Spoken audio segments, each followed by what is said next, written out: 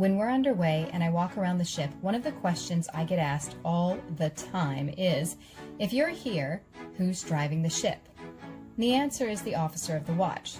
We have a minimum of 3 very qualified and licensed officers manning the bridge at all times.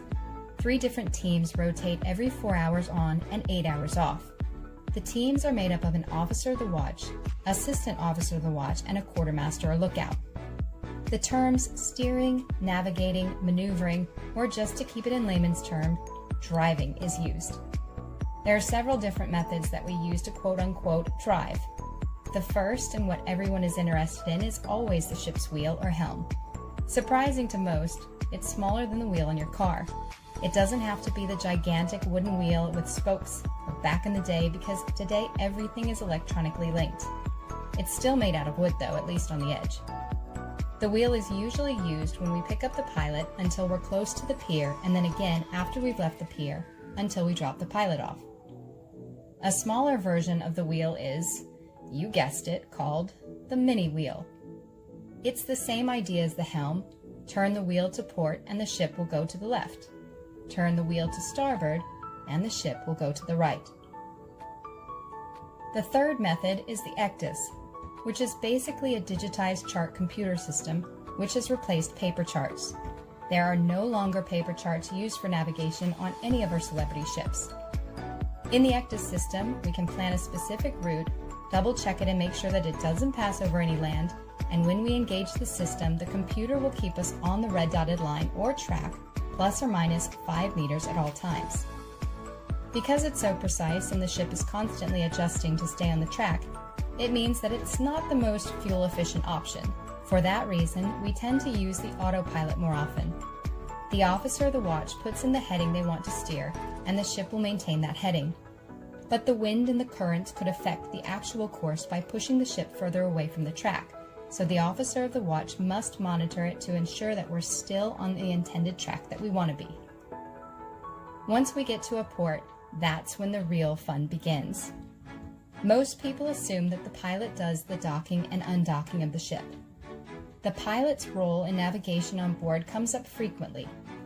We take pilots coming and going from the ports of call. When the ship is approaching a port, we open the same shell door on the side of the ship, usually around where the gangway is located, and we put out a ladder and the pilot climbs on. We bring them up to the bridge, give them a briefing on the status of the ship, and make them part of our team. They in turn provide us with information about the port, including weather, tides, currents, mooring arrangements, expected traffic, and any updates to navigation aids, for example if they've moved a buoy.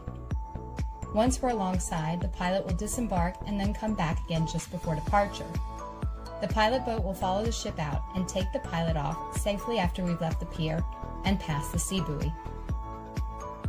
When it comes to the actual maneuvers of the ship's docking and undocking, we split these maneuvers between our own bridge officers because it's kind of the most fun part of the job besides blowing the horn, obviously.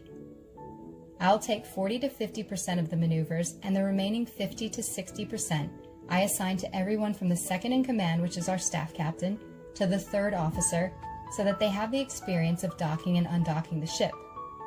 That way, by the time the most junior officer will reach the position as master, they have hundreds of maneuvers under their belts.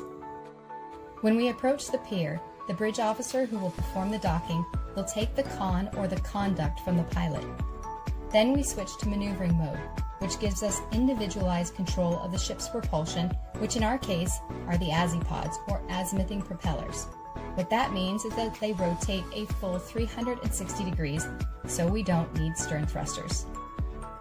We have a lot of power at our disposal. The Celebrity Edge has a total of nearly 72,000 horsepower, and each of our 4 bow thrusters is around 4,800 horsepower. That's right, we go around beating our chest a lot. It also means that we don't need tugs to assist unless the weather is really not cooperating, with excessive winds usually above 35 knots on the side of the ship. That's when we'll take a tugboat because it's affordable insurance.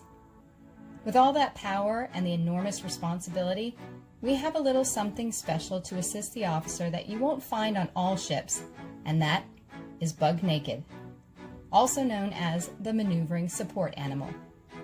She has a keen sense and loves to stand beside whoever is doing the maneuver, and I've had officers tell me that she absorbs the anxiety that comes with the pressure of performing for the first time. Now, in some of the ports, we can't dock because maybe there isn't a pier. We have the option to drop the anchor, or we can use the DP, or Dynamic Position System.